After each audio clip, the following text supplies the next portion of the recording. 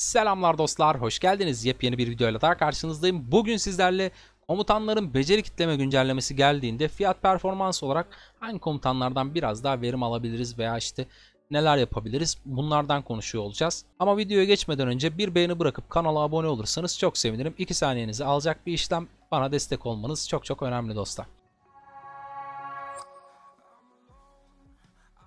Dostlar, bu canlı yayında bir dostumuzun isteği üzerine gerçekleşti. Aynı zamanda birkaç dostumuz da bu yorumu destekleyip çok ön plana çıkmasını sağlayıp spamladıkları için ben onları kıramayıp bu videoyu çekiyorum. Eğer sizin de bu tarz istediğiniz videolar varsa yine yorumlar kısmında bana yazabilirsiniz. Sizler için yine devamında çekiyor olacağım. Guan Yu ile başlayacağım ama Guan Yu'dan önce şöyle bir şey söyleyeceğim dostlar. Bazı komutanlar var. Beceri kitleme güncellemesi gelse de onların becerilerini kitlemek yani çok böyle karlı olmuyor. Yani ustalık becerisini açmak veya işte full hale getirmek çok kıymetli olan komutanlar. Hani bu nedenle o komutanlar hakkında çok fazla işte şunu kitleyin bunu kitleyin demeyeceğim. Özellikle bu komutanlar nedir?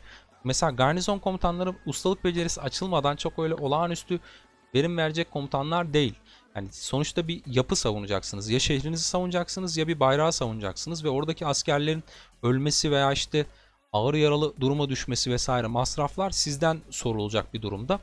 Bu da işte insanların sorumluluğunu getiren bir durum olduğu için o komutanların ustalık becerisi açılması gerekiyor. Bunun üzerinden de işte şunu kitle bunu yap falan gibi bir konuşma yapmak çok doğru olmayacağını düşünüyorum.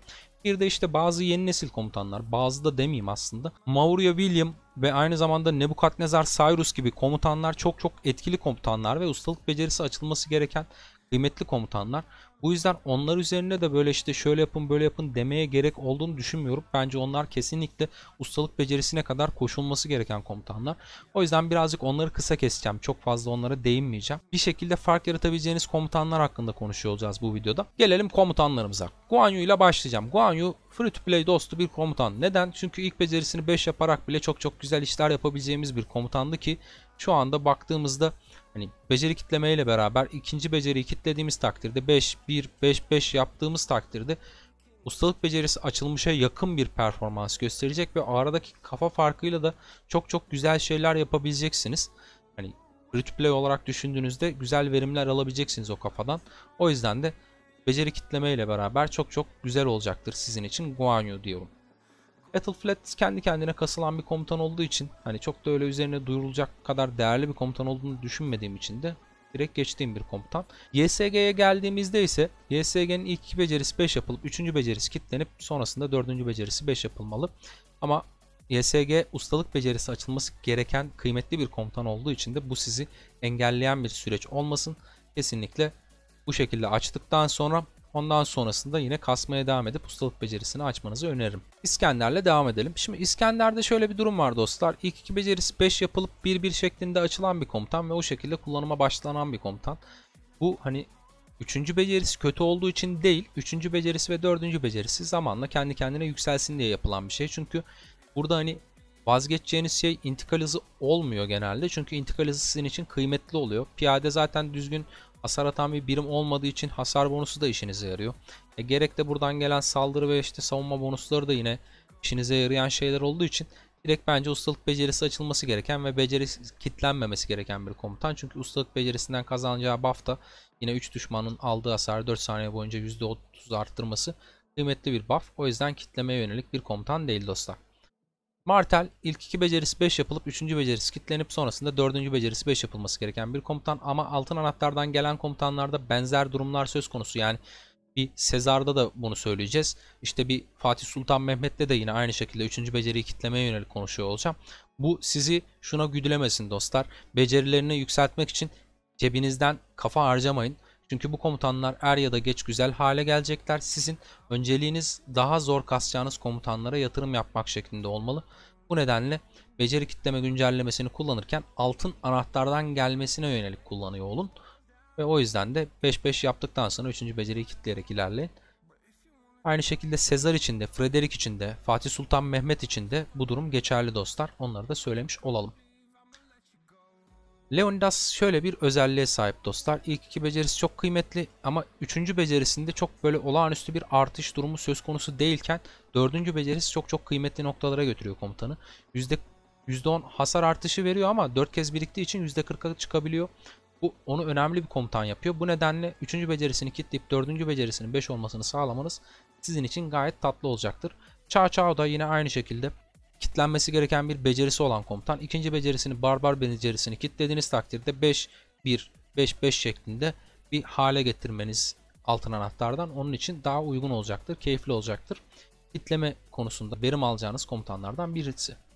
Richard'la ilgili ya şu beceriyi kitleyin çok verim alırsınız gibi bir durum söz konusu değil. Eğer kitleme güncellemesi geldiğinde şu beceriyi kitlediğinizde şey oluyorsa, yani hala onun birinci seviyedeki özelliklerini kullanabiliyorsanız hani en fazla onu kitlersiniz. Zaten eskiden bu açılmıyordu.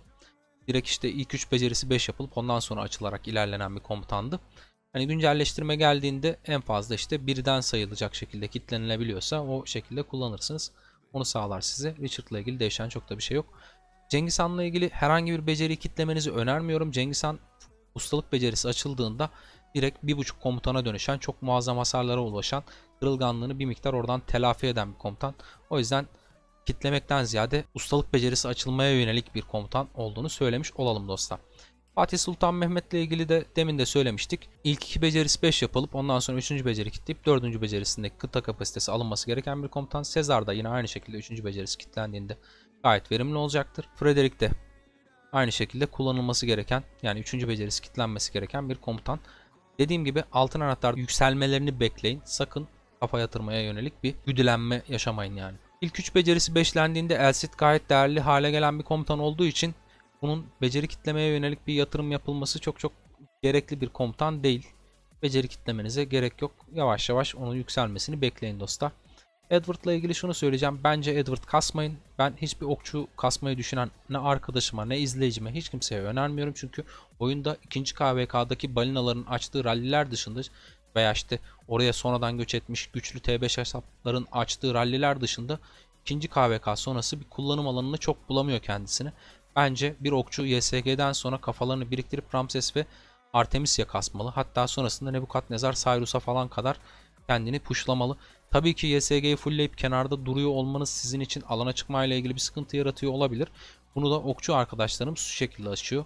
Genelde gidiyorlar ve Alex kasıyorlar ve Alex'in arkasına YSG'yi saklayarak bir süre idare ediyorlar. Ramses gelince de kafa biriktirip fullliyorlar direkt. Sonra Artemis'e vesaire ilerliyor gidiyor süreç. Ben Edward'ı herhangi bir şekilde kasmaya gerekli olduğunu bile düşünmüyorum. O yüzden de onun yetenek kitlemeye yönelik üzerine düşmeyeceğim. İlk 2 becerisi 5 yapıldığında Mulan 3. becerisi kitlenerek deneyim bonusundan açılıp 4. becerisinden elde edilecek statlara gidilebilir. Bir komutan ama ustalık becerisi açıldığında gayet tatlı olacaktır. Ama yine de altın anahtar komutanı olduğu için kafa basmaya kesinlikle kendinizi güdülemeyin. Zaman verin, zamanla gelişir. İlk 2 beceri 5 olduktan sonra zaten gayet keyifli bir şekilde ara ara supportif olarak ikinci komutan olarak kullanmaya başlayabileceğiniz bir komutan. Charman hakkında konuşmaya gerek yok. Oyunda yokları oynuyor. Konstantin ile ilgili şunu söyleyeceğim. Garnizonda kullanmıyorsanız, alanda supportif etki için işte arkasında jandarkla vesaireyle kullanıyorsanız ilk 2 beceriyi 5 yapıp 3. beceriyi kitleyip garnizon becerisinden kurtulup 4. beceriye bir miktar yatırım yapabilirsiniz dostlar. Saladin ile ilgili değişen hiçbir şey yok. İlk 3 becerisi 5'lenip ilerleyeceğiniz bir komutan. Herhangi bir şekilde ustalık becerisine çok yatırım yapmanıza da ihtiyacınız olan bir komutan değil. Bununla ilgili kanalda videoda mevcut zaten. Full Saladin ile full olmayan Saladin arasında bir vs mevcut. Gelelim Attila Takeda'ya. Şimdi Attila Takeda ustalık becerisi açıldığında çok güzel fark yaratan komutanlar olduğu için bence ustalık becerisini açmadan Attila Takeda'ya herhangi bir şekilde yatırım yapmanız veya kitleme ve benzeri şeyler yapmanıza gerek yok. Ustalık becerisini açacak şekilde kasmalısınız. İlk önceliğiniz Takeda'yı fulllemek, sonrasında Attila'ya dönmek olacaktır. Bunun sebebi de çok basit. Takeda diğer süvari komutanlarıyla kombin edilebilirken Attila'nın çalışabildiği yegane komutan Takeda. Gelelim William'a. William İlk 3 becerisi 5 yapılarak kullanımla başlayan bir komutan olduğu için, Saladin gibi olduğu için burada bir beceri kitlemesi durumu söz konusu olmayacak. İlk 3 becerisini 5 yapacaksınız. Sonrasında da işte kasarak fulllemeye gitmenizi öneririm. Bazı dostlarımız bu ilk 3 beceriyi 5 yaptıktan sonra bu komutan bana yeterli gibi düşünebiliyor. Ama şöyle bir durum var. Buradan alacağınız savunma sizin için gayet kıymetli. O %10'u küçümsemeyin. Sizin için güzel bir buff. Aynı zamanda ustalık becerisini açtığınızda da 3. beceriden gelen hasarı çok katlıyorsunuz. Sizin için kıymetli olacak dostlar. Oyuna para yatıran arkadaşlarımız eğer Minamoto'yu fulllemeyeceklerse gözleri aydın. İlk 2 becerisini 5 yapıp 3. beceriyi kilitledikten sonra 4. beceriyi 5 yapmaları durumunda neredeyse ustalık becerisi açılmış halinde bir Minamoto'ya sahip olacaklar. Çünkü ustalık becerisi ek hasar faktörünü vururken %25 hasar atma ihtimalini arttırıyordu. Yani %50 ihtimalle vurmanız sizin için olağanüstü bir sakınca değil. %75'te evet daha çok tetiklenecek ama çok yüksek olağanüstü bir şey kaybetmeyeceksiniz ve kaçırmayacaksınız. Bu yüzden oyuna daha az para harcayarak bir miktar daha verim alabileceksiniz dostlar. Gelelim Artemisia'ya. Artemisia ile ilgili şöyle bir şey var. Artemisia'nın garnizon becerisini ilk etapta kasarken kilitlediğiniz takdirde 5-5-1-5 şeklinde kullanıma başlayabilirsiniz. Ama okçu komutanları fullenmesi gereken komutanlar ki Ramses ve Artemisia okçunun başlangıç komutanları diyebileceğimiz kadar önemli. Yani öncesindeki Edward ve Tomris'ten gerçekten önemli diyebileceğimiz komutanlar. Bu nedenle YSG ile çalışmaları falan da güzel. O yüzden ustalık becerisi açılması gereken kıymetli komutanlardan. Garnizon komutanlarına değinmeyeceğim dedim. Ustalık becerisi açılmalı dedim. Maurya ile ilgili de şunu söyleyeceğim. Maurya bir işgal komutanı olduğu için işgal becerisi kilitlendiği takdirde diğer becerileri Open Field'da başlangıç aşamasında sizin için kıymetli olacaktır. 5 yaparsanız kilitlersiniz. 5-5 yapar kullanmaya başlarsınız. Sonrasında ustalık becerisini kesinlikle açmanızı öneriyorum. Çünkü ustalık becerisinden gelecek olan hasar artışı sizin için çok çok verimli olacaktır. Yine Wu Zetian garnizon olduğu için direkt pas geçiyorum. Tomris ile ilgili şunu söyleyeceğim. Edward'a göre nispeten kasılması gereken bir komutan. Hasarı ve işte o biriktirdiği yüklerle hasarı çok yüksek noktalara çıkarması falan gibi durumlar söz konusu.